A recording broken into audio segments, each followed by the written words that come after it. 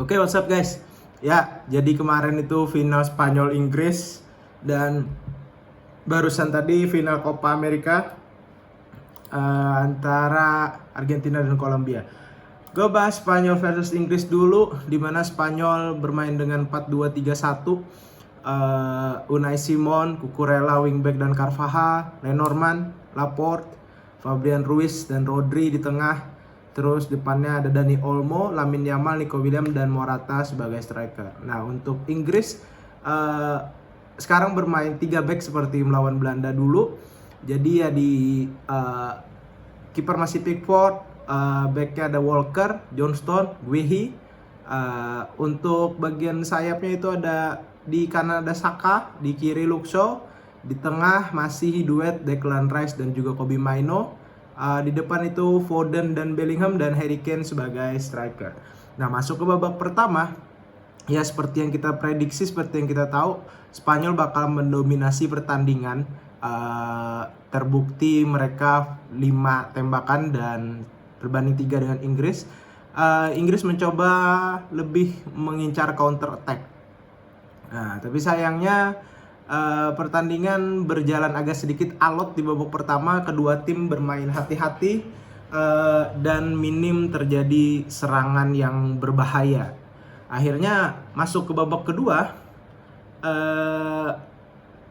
itu gue rasa sebenarnya Inggris lebih diuntungkan karena Rodri cedera di menit ke-46, baru langsung digantikan, baru masuk babak kedua Rodri digantikan, Zubimendi yang masuk. Nah, gue rasa ini akan jadi Inggris akan mengekspos lini tengahnya Spanyol dengan keadaannya Rodri. Tapi surprisingly Spanyol bisa bertahan dan menyerang cukup baik walaupun gak ada Rodri gitu.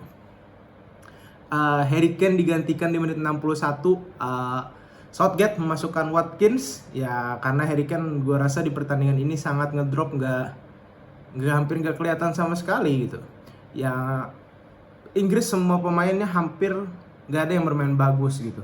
Foden juga jelek, gak kelihatan. Saka juga, Mainoo pun juga biasa aja. Declan Rice mungkin sedikit oke, tapi yang paling oke menurut gue Bellingham yang cukup bekerja keras banget untuk Inggris di pertandingan kemarin.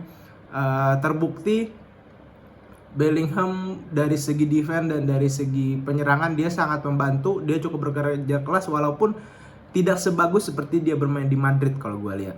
Jadi Bellingham bekerja keras, tapi para pemain Inggris yang lainnya biasa banget gitu. Nah, akhirnya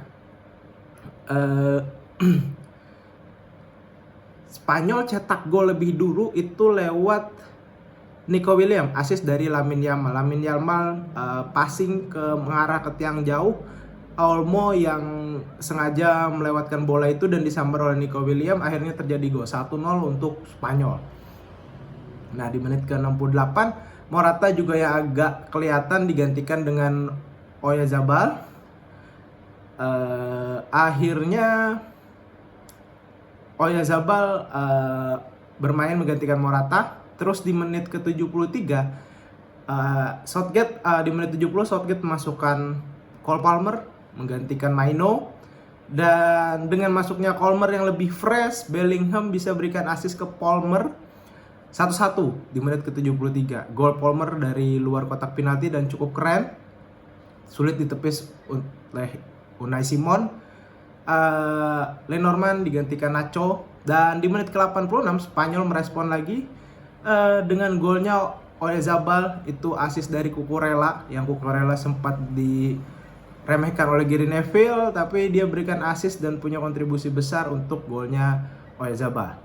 Akhirnya Spanyol menang 2-1 dengan 90 menit tanpa perlu extra time. Ya, di sini gue lihat Spanyol memang mendominasi permainan, mereka punya banyak shoot on target, mereka juga banyak tendangan dari luar kotak penalti atau mengancam gawang di dalam kotak penalti maupun di luar. Unggul position 65-35, XG mereka 1,86 berbanding 0,53 Inggris. Jadi sini Inggris seperti underperform banget ya bermainnya. Tidak seperti waktu bermain melawan Belanda. Mereka cukup oke, tapi kali ini mereka agak sedikit ngedrop sih. Dan Lamine Yamal dapat Young Player of the Season of the Tournament ya memang pantas sih di usianya yang baru 17 tahun, baru aja 17 tahun dia punya kontribusi besar untuk Spanyol. Nico Williams juga bermain bagus waktu pertandingan ini, dia bisa cetak gol, dan Rodri pun jadi player of the tournament kalau nggak salah. Dan dia memang konsisten sih Rodri bermain, dia cukup bermain bagus lah selama di 7 pertandingan ini. Spanyol tidak pernah terkalahkan satupun dan mereka sapu bersih semua pertandingan. Yang mungkin mereka kesulitan saat lawan Jerman yang perlu sampai 120 menit, tapi lawan Inggris mereka membuktikan bahwa dengan bermain solid, dengan bermain rapi mereka bisa jadi juara. Walaupun di atas kertas ini kombinasi pemain senior dan juga pemain muda, jadi ini kombinasi yang bagus sekali dan gue salut ke De La Fuente yang bisa meracik tim ini bisa sedominan ini di Euro kali ini. Oke, kongres buat Spanyol. Dan Inggris good luck, coba lagi ya. Inggris belum pernah dapat trofi apapun dan Harry Kane juga belum pernah. Ya semoga nanti bisa. Lanjut kita ke Copa America. Copa America itu tertunda sebentar, 1,5 jam, hampir 2 jam.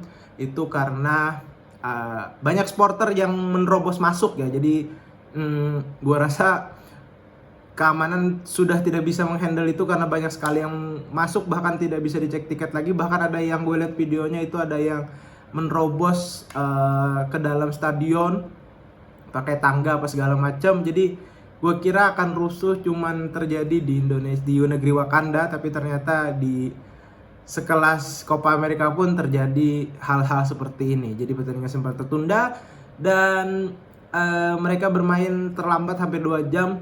Dan di babak pertama gol 0-0. Kolombia lebih bertahan walaupun dari segi statistik mereka unggul possession, tapi dari segi serangan Argentina cukup mendominasi lah. Di babak kedua Argentina, Messi cedera ankle di menit 66 langsung digantikan oleh Gonzalez. Terus juga dari segi permainan ya mungkin Kolombia lebih bertahan, lebih ngincar counter attack. Di Maria cukup bermain bagus, punya kontribusi besar dalam pertandingan kali ini.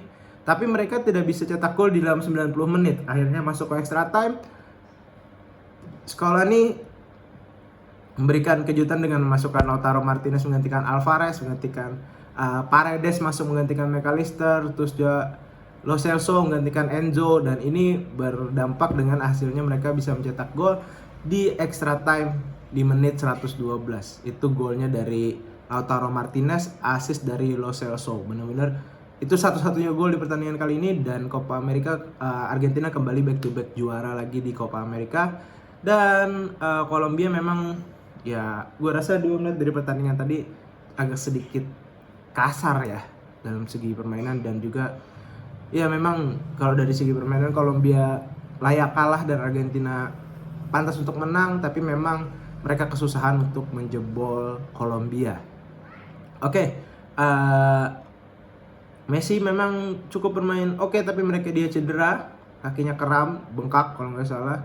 Tapi overall sih permainan Argentina cukup oke ya. Di Maria yang umurnya udah 36 apa 37, dia masih punya kontribusi besar. Terus juga Lautaro Martinez sebagai super sub, dia bisa cetak gol. Emilio Martinez bermain cukup bagus juga. Lisandro Martinez juga banyak beberapa kali blok dari Lisandro Martinez. Tagliafico juga oke. Luis Diaz gak kelihatan di pertandingan kali ini. James Rodriguez pun juga biasa aja. Akhirnya Argentina juara lagi back to back di Copa America. Oke lah, jadi pertandingan hajatan Copa America dan Euro udah kelar, dan gue rasa Spanyol dan Argentina memang layak untuk menang dari segi permainan, dari segi kesulitan tim. Kita tahu Argentina juara Piala Dunia, mereka punya materi pemainnya masih sama kebanyakan, dan mereka masih kompak banget bermainnya. Oke, segitu dulu video kali ini. See you di video selanjutnya.